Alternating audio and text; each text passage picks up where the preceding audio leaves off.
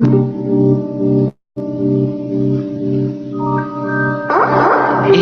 straight talk with no chaser. It gives the people a voice. Empowers you with a choice. She gives you straight talk with no chaser. Straight talk with no chaser. Straight talk with no chaser.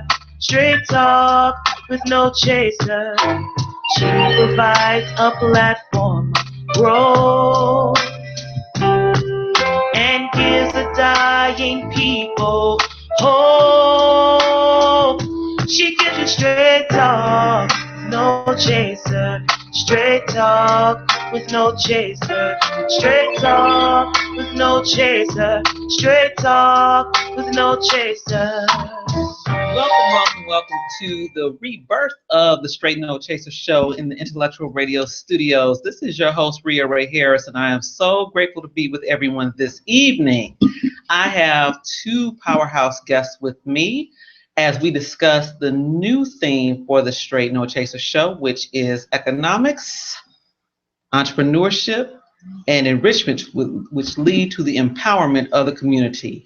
To my immediate left, I have Darvis Monson.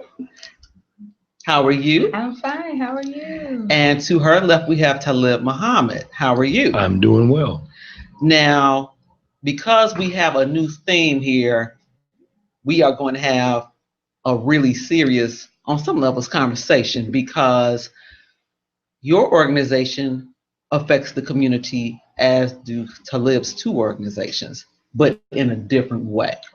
So let's start with you, Darvis. You have an organization that deals with kidney donation. Is that accurate? Yes, kidney donation as well as living with chronic kidney disease, living on dialysis. And it's called More Than Your More Kidneys. Than Your Kidneys, correct. And what was the catalyst for your founding the organization? Well, I'm a nurse of 20 years, and I'm also a chronic kidney disease patient. So I am a hemodialysis patient myself, and I acquired the diagnosis secondary to pregnancy-induced hypertension when I was pregnant with my daughter. So genetics, hereditary factors kicked in. And as a result, when I found out, I was already stage 5 and full blown. So I had to start hemodialysis immediately, become a listed kidney transplant candidate. And so just living that life in and of itself as a young Black woman and being a mother to a young child and trying to find the resources. And I was not able to find the appropriate resources for my situation. And so I created them. I want you to go back a little bit because you're a nurse, so the terms you I'm spit sorry. out, everybody's Correct. like, That's right. So, firstly, what is hemodialysis? Hemodialysis, there are two types of dialysis. So first, before we go there, dialysis is the filtering of waste products from the blood. Okay, so you have two types of dialysis. So you have hemodialysis, which involves you being on a machine and it going directly through the blood. And you also have peritoneal dialysis, which involves you having a catheter in your peritoneal cavity and you do what's called exchanges. So it's dealing with the fluid component as opposed to the blood component. So bringing in particles of fluid and then taking out using the cavity of your body versus being connected to a machine and the blood being filtered through the machine, through the filter, back into the body. Now, you said that when you looked for services in the community, they did not exist. They did not. At the time when I was diagnosed, I was 34. My daughter was 6. And so, again, I had been a health nut, marathoner, triathlete, personal trainer, nurse, and, just an active young woman, so I was trying to figure out how was I going to navigate, this new part of this disease process. At that point, I had a catheter in my heart. So I had a catheter going through my jugular vein into my heart. And I was on the machine at that time 6 hours, 3 days a week. So I was trying to figure out, it was the summertime. I have a young daughter. So how do people do this? So where are the support groups? I went to local hospitals. I couldn't find any. I did a lot of researching online and I couldn't find any. And I really just at that point, wanted a friend. Like where do you young people hang out that's going through this? Like other moms, what can I do for my daughter? Where do the kids go when you're at dialysis? How do I break this down to her? So I thought that I could tap into a community and a network and that would make the transition easier. But that really network did not exist. No, that did not exist. And I have to commend you because a lot of times when we find things don't exist, we just say, wow, well, I guess it's not out there, and we just leave it. And instead, it inspired you to create a community that was extended to others in your similar circumstances. Correct. So you were the sole founder. Yes. Of More Than Your Kidneys. Yes. And when did you create the organization? We became incorporated April 21st of last year. So we're embarking on 1 year. And I was diagnosed the year prior, a Mother's Day weekend. So, yeah. And have you achieved 501c3 status? Yes, I have. So we can tell people a little bit later how to make donations. Yes. Now, Talib, you actually, even though I know Darviz, you actually brought to my attention the need to have this conversation. What was your motivating factor for bringing this up? Because your organizations, in a way, are tied with the community in a holistic way. Well, when you look into the areas of wellness, is what we focus in on. We focus in on wellness with our organizations, and we deal with both the physical transformation, wellness, mental transformation, spiritual, metaphysical, as well as the components that fall under that: business, body development, things of that nature. So we started doing that as far as the training center, the Knowledge of Self Holistic Training Development Center. We started working with creative expression. We started doing things along the lines of physical training, things of that nature. But also birthed out of that was the Sankofa movement, which became more of an advocacy type movement. That was, both of them are really advocacy movements because we're both advocating for wellness and health and business development, economic empowerment, things of that nature. So the connection is, especially within Darviz and with what she does, a lot of that started with my advocacy within under, and this is things kind of morph. Things don't always really start off as you think they they start Sometimes off with one, things are organic, and they start growing. Yes. And in the growth and the development of things, we morphed into areas that we didn't even know that we were really working on. So a friend of ours, a friend of you and I, that we grew up with and went to high school with, named Byron Lipscomb, was diagnosed with kidney renal stage failure. My terminology, I'm working on it. Back in about 2010 or 11. Right. 10, I think, was stage 4. And then he went into renal failure back in 2011. I think he started dialysis since then. It's been like 5 years. It's been almost 6 years. 6 years on 6. dialysis.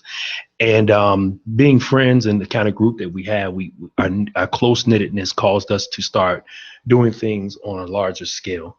My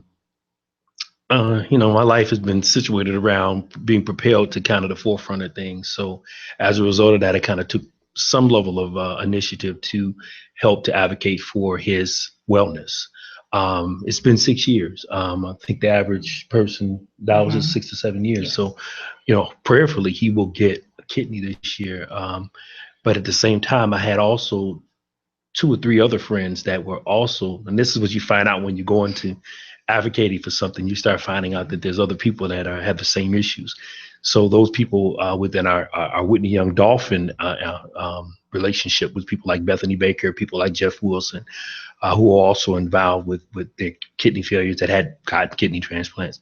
And then also a childhood friend of mine that passed away, unfortunately, about a year or so ago, a brother named Rich Franklin, who was unfortunate, a casualty of the kidney component.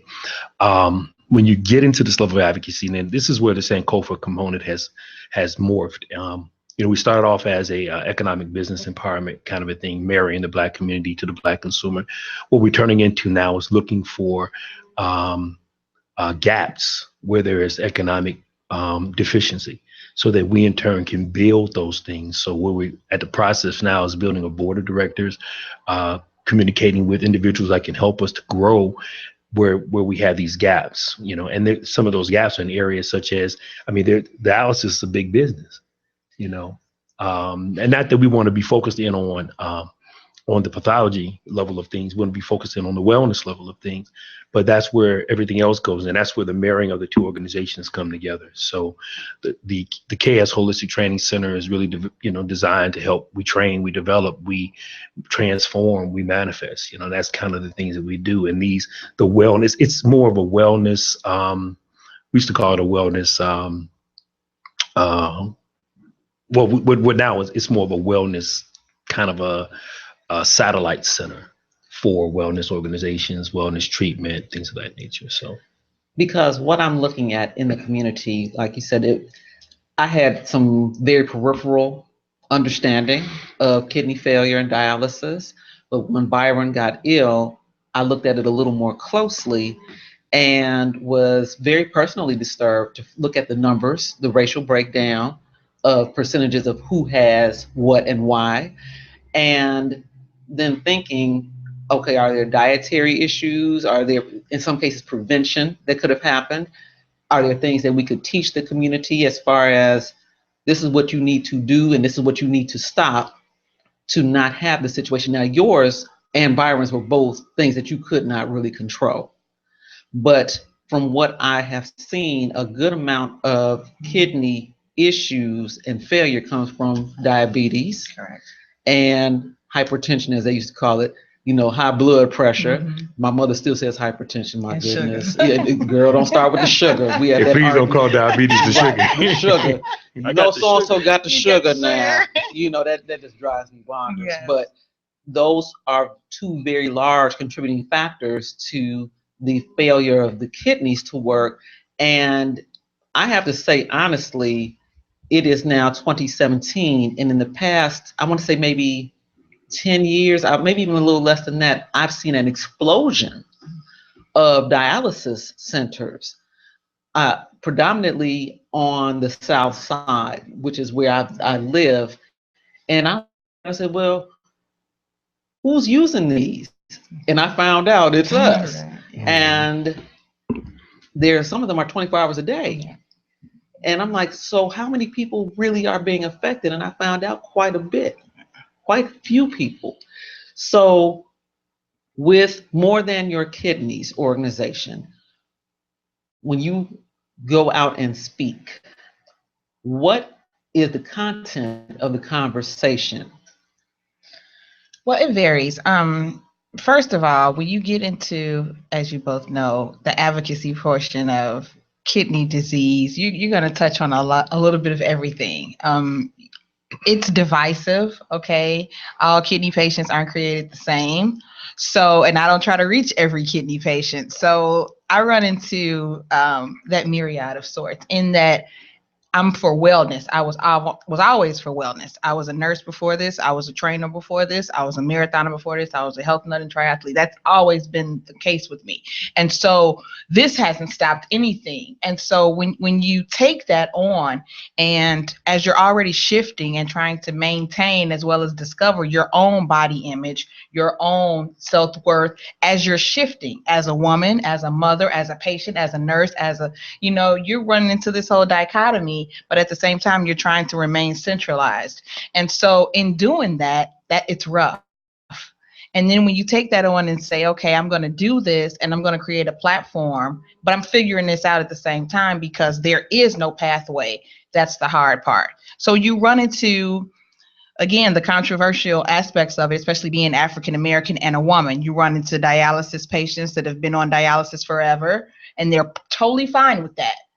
They aren't complying with their nutrition, and they're fine with that. It's just a place to show up at, and that's just it. It's just a part of their lives. It's what it is. I go when I feel like it. If I feel like it, that's fine. I have no interest in getting a kidney transplant.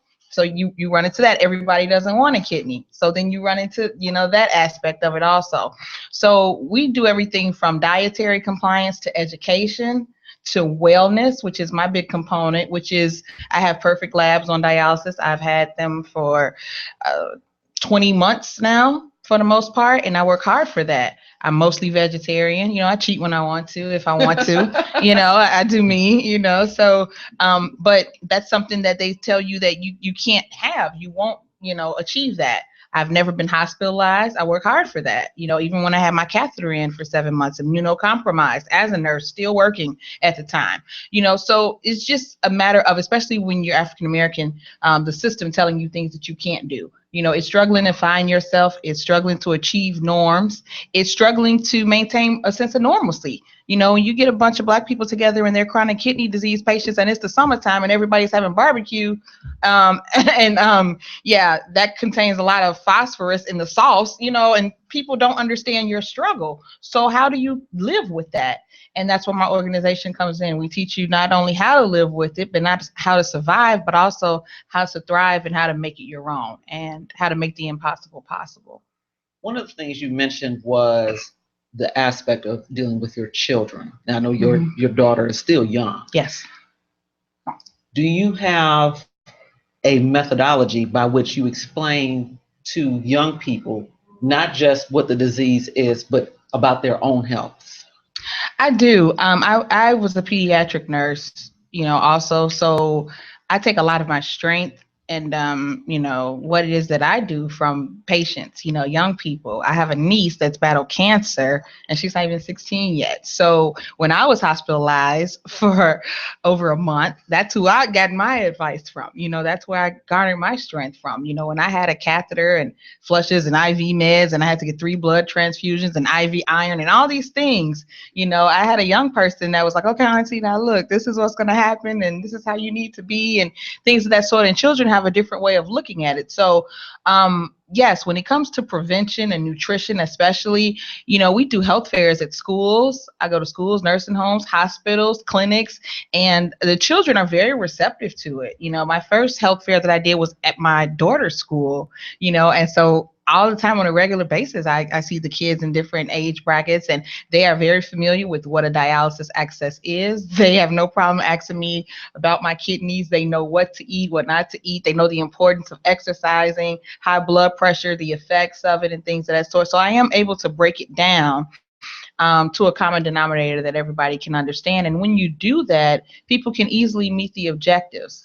So that, and that's what I found to be true. It's when we don't do it, we run into all types of issues that later turn into issues that we're all facing, because you don't talk about this with your children when they're school age, let alone adolescence and then teenage. And then before you look at it, now you're dealing with legislation issues because you want to put them on your insurance till they're 26 and all this stuff. And now they have obesity, hypertension, diabetes, pre-existing, and now all of a sudden these issues affect you. That's a whole nother. So we have a later on conversation. Hey. She brought up an important part, which is incorporating the young people in the conversation. Absolutely. Because one of the, in my opinion, failures of our generation and our parents' generation was not integrating young people in the conversation early. Now, with both the Sankofa movement and the KS Wholistic Training and Development Center, I know you all have not segregated, isolated, relegated children and young people to the side. You've embraced and incorporated them in the programs. Can you talk a little bit more about that? Because I think that is part of the solution.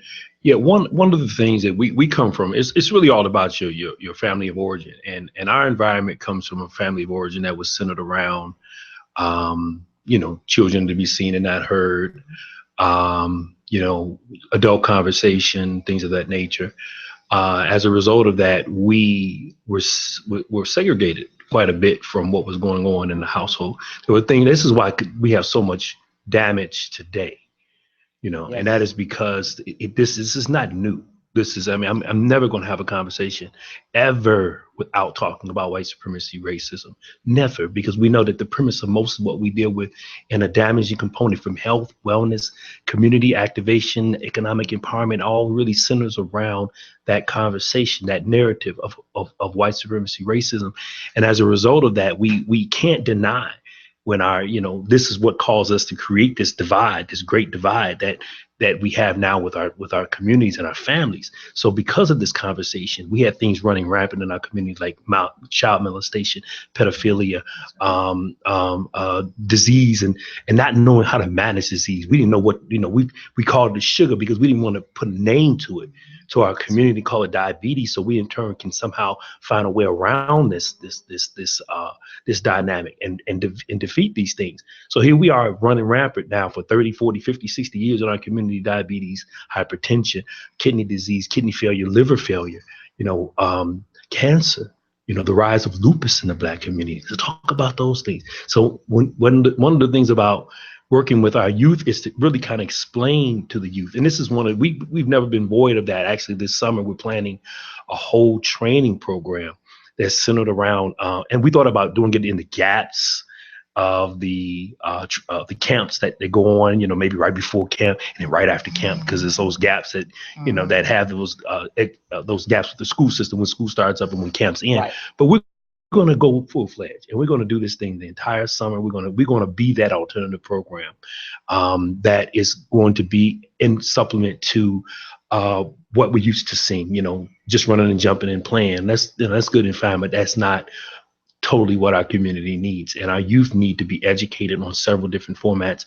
They need to be trained up. They need to be developed.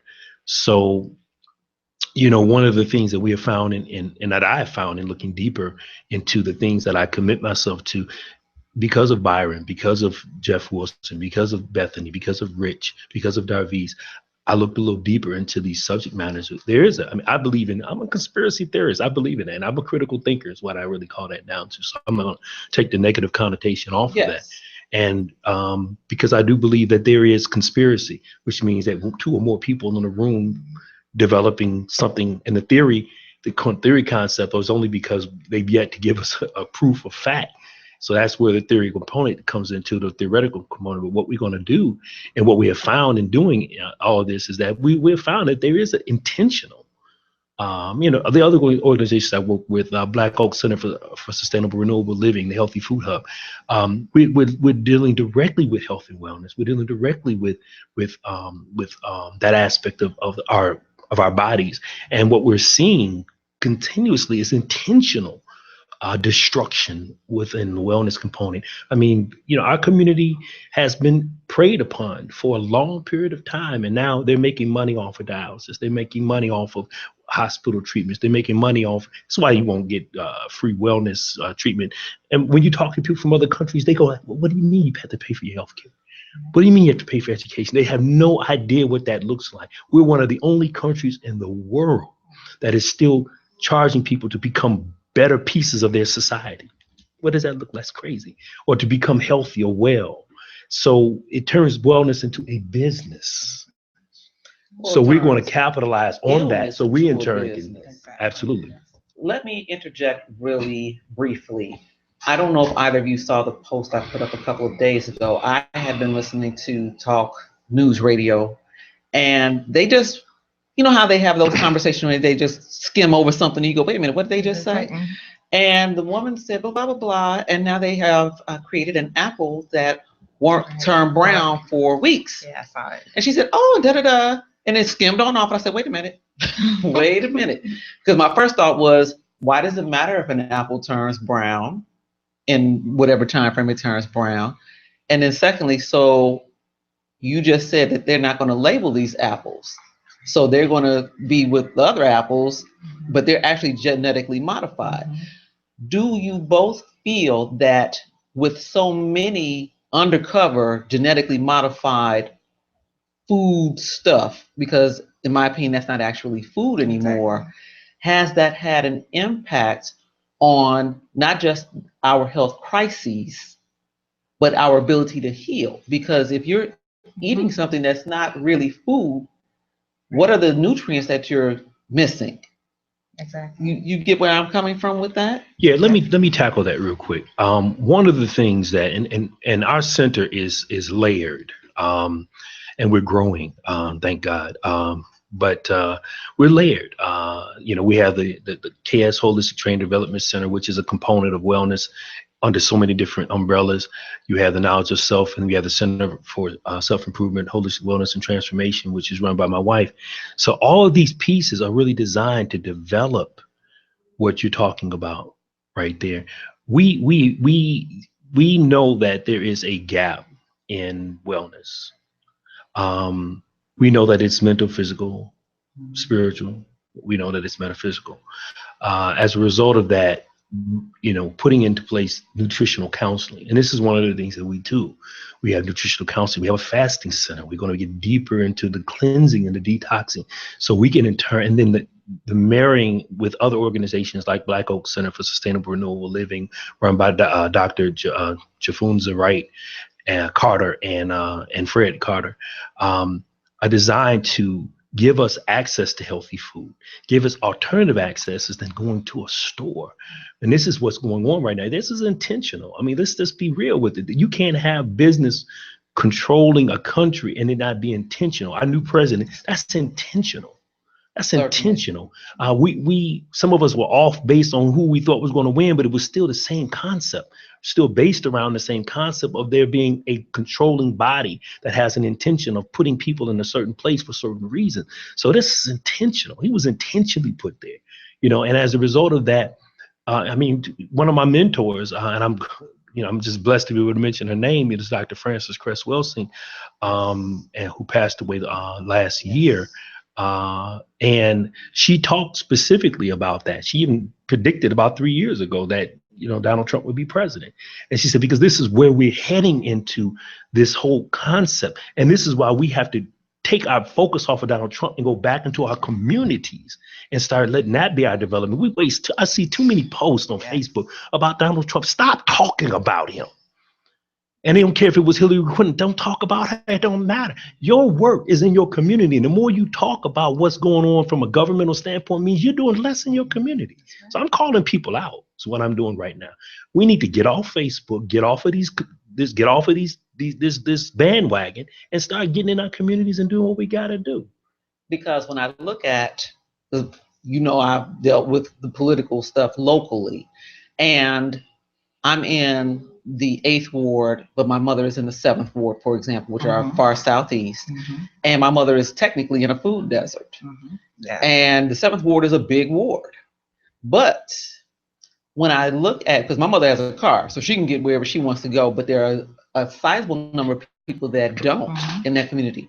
And so when I think about the illnesses, especially that, coming back to your organization, affect your kidneys and the food stuff. Let me ask you a quick question. What communities entail the 7th ward? Can you name them for me just so I can? Part of it is Calumet Heights. Part of it is South Shore. Okay. And, a part of South Shore is called Terrortown. But, those are the two bigger communities. Okay. If you go a little further east, which I find to be interesting because this is another political conversation that we'll have off the air. When you get east of South Chicago, you're in a Latino neighborhood, but they have grocery stores. And so what Hispanics and African Americans are more predisposed to chronic kidney disease and things of the sort, but you don't see that in their neighborhoods. That's a whole nother. No, that's why I said that's very much so. So when I look at these things, to me, like we talk about the holistics of it, these are all tied in together. Our health, our mental health, our physical health, our spiritual health, absolutely, our psychological health, our financial health. Absolutely. And so that's what I'm saying. When I look at your organization, I need to know what services you are providing, because we are now, to me, at ground zero as far as level of desperation and a need for healing. So what demographics does More Than Your Kidneys serve? African Americans, definitely. We operate under the umbrella of first chronic kidney disease, no matter. Okay, but then from that, you have to know that African Americans and Hispanics carry the higher proportionate of it, but you also have to know that African Americans saturate the market when it comes to dialysis. And it's very unfortunate. They call dialysis the nigga machine. That's what they call it. Right. Wow. That's what it is called. I have not heard that before now. Yeah. When you're in the know, you're in the know, so it's Ooh. one of those situations where, when I first started, I was over east, far over east. I lived right around Trinity Hospital. And so I went to a You center. were in the 7th Ward. I was in the 7th Ward. And so I went to a center that was over there. And it was a very eye-opening experience in that it was African Americans and Mexicans, very That's old people, and that's it. It was the situations of the environment externally match those internally. Okay, so this is the center. There are workers in the center. There are machines in the center, and that's that. So there was no force for health promotion, education, screening, prevention, wellness component. No, it was you come, you go, that's it. If you come, fine. If you don't, that's fine. There wasn't the oversee things of that sort. So now I have relocated and I'm in a different area now. And now my treatments are toward the downtown area, totally different. And I see African Americans, I see Asians, I see Latinos, I see Filipinos. I'm like, wow, so when I got there, I was like, oh my goodness, like all of these people. But again, it's a totally different regimen. You will not skip a treatment. Okay, and if you will, you won't be here. And this is the criteria, and this is the expectation, and this is what's required of you. And you will bike during your sessions, and you will exercise, and you will cry. And there isn't a death board. Lots of dialysis centers in the Black community, you have a death board. Every time you go in the center, you go and you weigh in, and you can see how many people didn't die since your last treatment, and so on and so forth. They don't have that here. Better lighting at the new center downtown. I mean, all of this, it's major. And I was able to go to that center and say, hey, let me start a blog. Let me do this. Let me do that, blah, blah, blah, as opposed to my own community. When I tried that, it's like, girl, what you trying to do in here? And everybody's just dismal. Wow. So, Lib, I need for you to address that because I'm actually in a little bit of shock. That's kind of where, when we started off with the Sankofa movement, it started off really in 2011. And I was always have been an advocate for Black-owned business. Always has been a supporter, worked for, and focused hard on people, supporting that whole concept. As we grew, and we realized that there were other organizations out there that were doing what we were doing, and I really give a lot of praise to Bean Soup Times, a lot of praise to the Black Mall, to Bridge, to the Black Media Group, that are really connecting the community to the businesses, which is extremely important, and giving business support.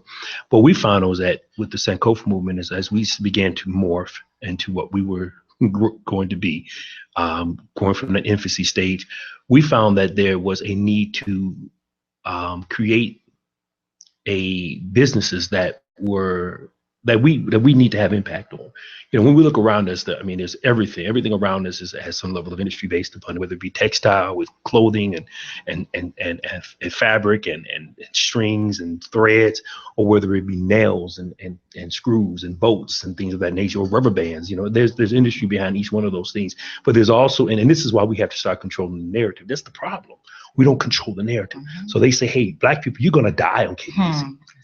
My friend Byron, and it's very emotional because I went and began the process of getting tested, and they so quickly eliminate you from a testing component in the Black community.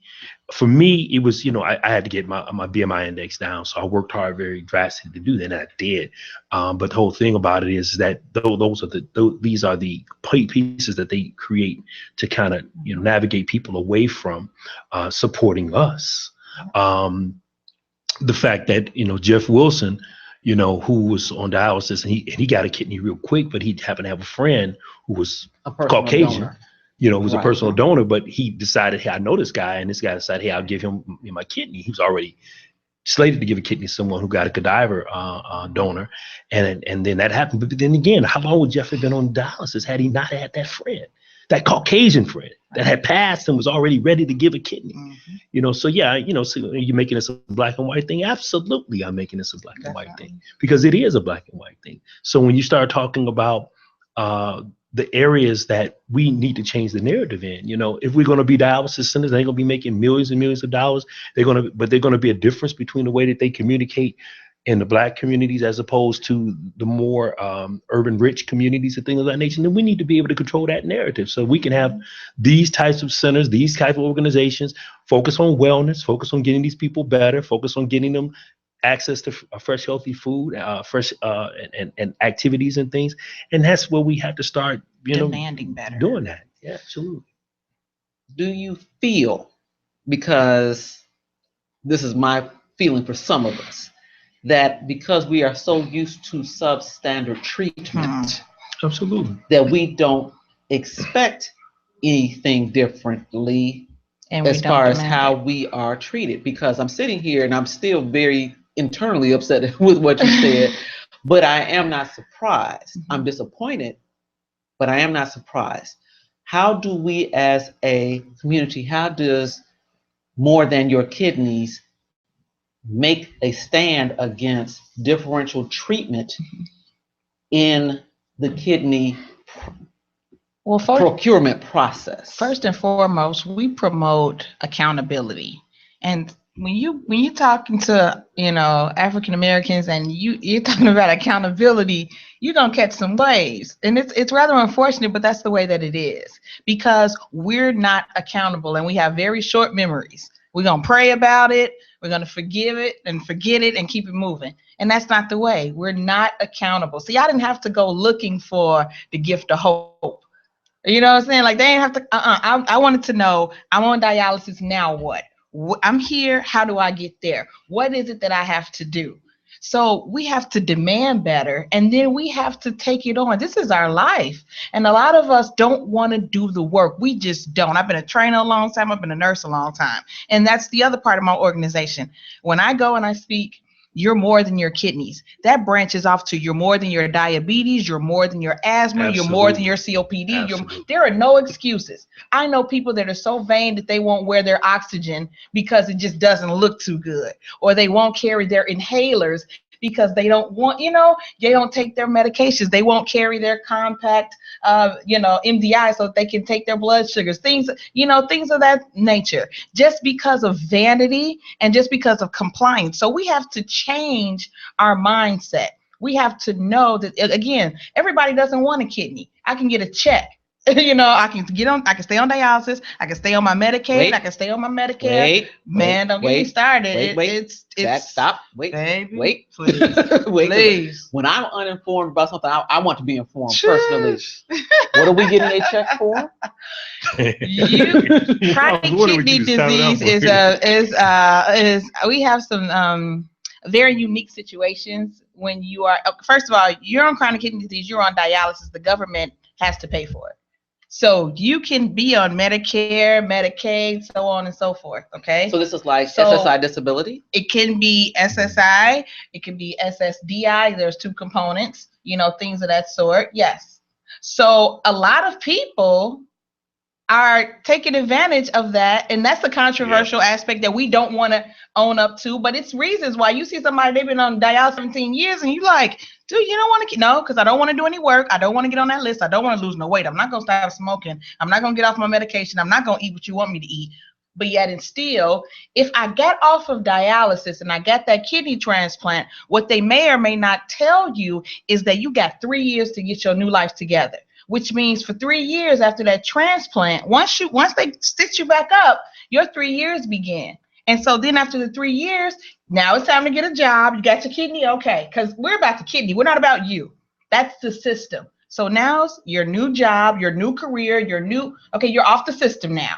You got your kidney. We've invested thousands and thousands of dollars, and we track that. We want to see you every month, every week, every so-and-so. 3 years, you're back into the workforce. So if you've been on dialysis for X amount of time, you have to think about what that entails for that family, for that individual, for that psychosocial person, for that element.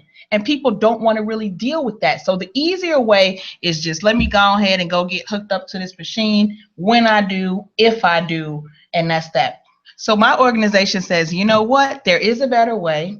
Health and wellness is the way. We can show you how to, achieve perfect lab results. We can show you how to be energized after dialysis, but it's going to take some work. It's going to take some fruits and vegetables. It's going to take some juicing. It's going to take some journaling. It's going to take this, that, and the third. But if you're willing to do the work, we will show you. It's some research studies that you can do. It's some clinical trials that you can do. It's some legislating that you can do. I call my state officials. I write. People know every 2 or 3 weeks I'm out of town. I'm doing health fairs. I'm doing symposiums. This is my life. So if I'm going to live this life, and this is my God-appointed life assignment, there's work to be done. And so if you want to be the change, you have to create it. And that's what we do, because we want to get the numbers to be in our favor. You don't know somebody. You don't know. Now everybody know a few people. I challenge you, at least 8 that are on dialysis. But you don't know somebody on dialysis that you say, not she look good for being on dialysis, but that person is living their life. Dialysis ain't stopped nothing. They look good. They feel great. They this, they that. And so that's where the organization comes in at. So, Liv, I'm still in a state of shock, and I'm trying to phrase my wording correctly and not just say what I really feel. Just tell her what you really feel. Right, what you really feel. When we're faced with an issue, which I think affects us across the board, of mentality and complacency and taking the easy route, what we think is the easy route versus what is actually the harder and more destructive route long term.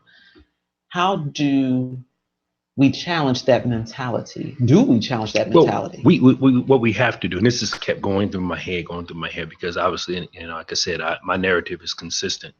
And one of the things that I want to always hold true is those lessons and teachings that I took from my spiritual mother, Dr. Welsing. And if you do not understand racism, what it is and how it works, everything else you understand, everything else you think you understand will only confuse you. So we've got to stay in the mindset that and understand that, you can't defeat something unless you attack it at the source. You ever remember being told you're pulling weeds and your mom said, get the root. Right. Go down to get the root, because if you don't, anything you leave in there, it's going to ground itself, and it's going to seed, and it's going to continue to grow.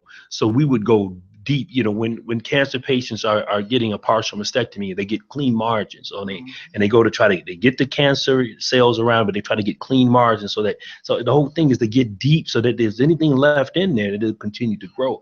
So when we're in the attempt to change the narrative, we've got to explain.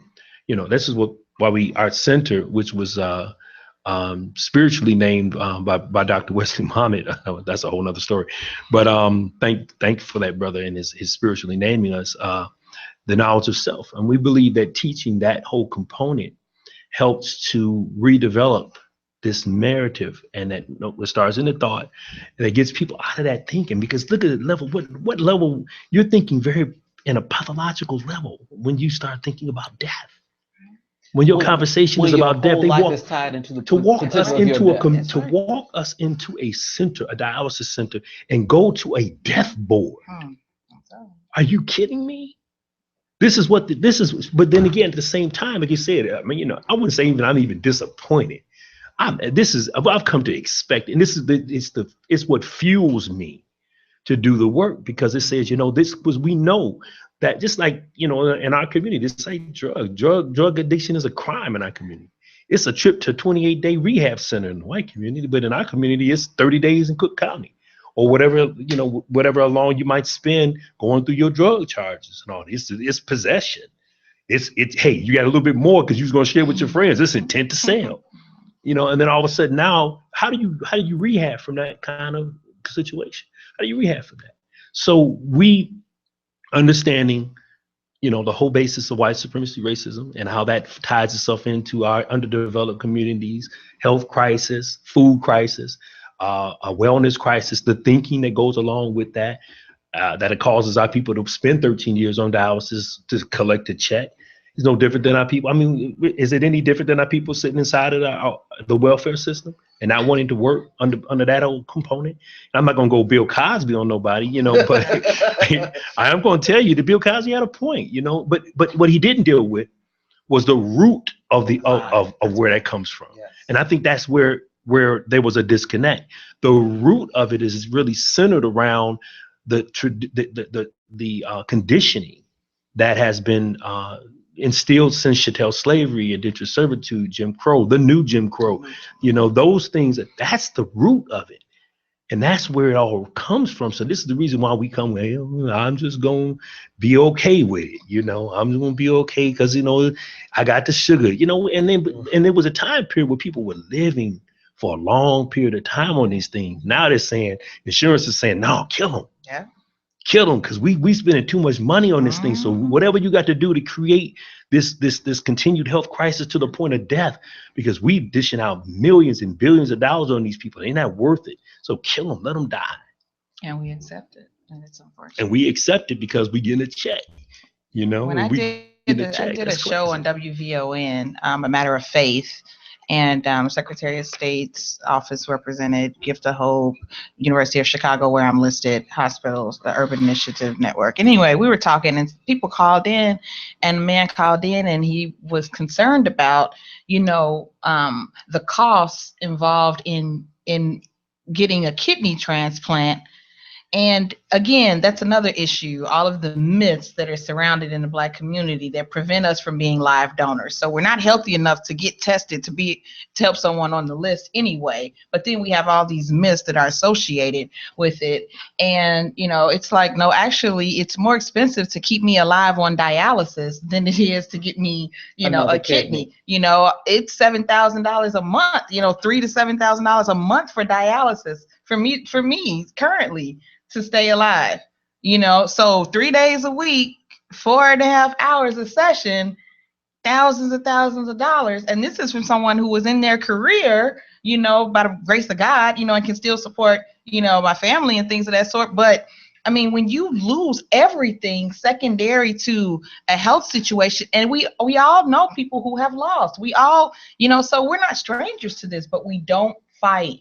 We don't do. And when you've been down and all you can do is go up, and I never had that experience until this, where when you get, you talk to me over the phone, you don't know who I am, but the system is going to dictate that you treat me like what? A 36-year-old woman who has no kidneys that's Black. So now you coming at me, treating me like I'm a former drug fiend or sickle cell patient or non-compliant diabetic or, and I'm none of those things. And then I have to come in there and fight. And I have to, fax, email, call, text, call a legislator, fight. My meds used to be $768 a month. Now they're $4 every 4 months. And it's like, please don't call us for months and anything else. But that's where the organization comes from. Student loan debt now gone.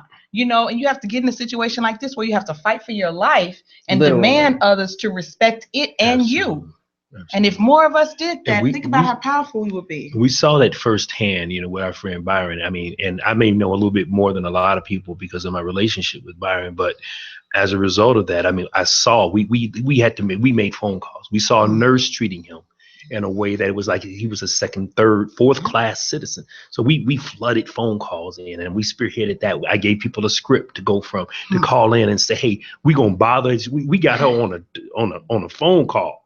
On a conference call, she was begging us, please stop. Right. I'm doing the best that I can. Well, you know what? No, you're not. And that's what we wanted to let people know, because you've been also conditioned to accept the fact that, this is another Black guy. He's all good. He probably got dialysis because of drugs or this or that. So they already have a thought process, a paradigm in their head of what this is all about. So our goal was to create a change, a shift in that paradigm to say, hey, listen, he got family. He got people that believes and loves him. He has people. And this is what her organization. This is also what the one of the other organizations that I kind of connected with. We're still trying to do some work together. It's been a while, but the Tasha Joyner Foundation with cancer and breast cancer. So the same thing with that. And what she's trying to do again is give people a hold my hand. These are things that are missing. People to go to the radiation with you and go to chemo treatment with you and things of that nature. So these are pieces that are missing. And what we have seen traditionally, especially me firsthand and close hand, is that the differential treatment of people in our community. Byron was going through a court case. Without getting all deep into that, the initial component of the court case is that he was labeled a derelict because he's not working because he's on dialysis. You know, you And the telling me, secondary and he's gonna illnesses come and up, problems from the and dialysis. this lawsuit was a come up for him. Really? So you mean to tell me you gonna deny this man rightful money because of what you did to put him into renal failure because it's a come up? You think this is a come up? How you going to go into kidney failure for a come up in life? Anyone who's been on dialysis would tell you this is not something anyone goes through to become Voluntarily. financially benefited Right. from this. It's crazy. But then again, but that's how they look at us. That's the narrative. That's the narrative. Well, Well, I we gonna know change that. before Earl starts swinging his finger around to clock me out, what I would like for you all to do is to tell people how to reach you, the base services you offer, and if they want to volunteer time instead of finances, what can they do? Tell their place. The Sankofa movement, the Center for Holistic Wellness, um, I just trashed it. My wife's gonna kill me. The Center for Self-Improvement, Holistic Wellness and Transformation, and the KS, or Knowledge of Self Holistic Training and Development Center, all located at 10340 Southwestern Suite 2B in Chicago, Illinois. Our number is 708-251-4442. We're in need of more massage therapists. We do massage therapy there. We're looking to open up to other levels of therapy. We also do nutritional counseling. We do wellness counseling. We do psychotherapy. We do marriage counseling. We have just different forms of therapy. I could name them all, but it's just, we do everything from, my wife is a lay midwife, so do natural birthing, all those things, anything that is more holistic and natural to the wellness component of things. So our focus in the Black community is wellness, is centered around a virtual wellness center, a satellite wellness center.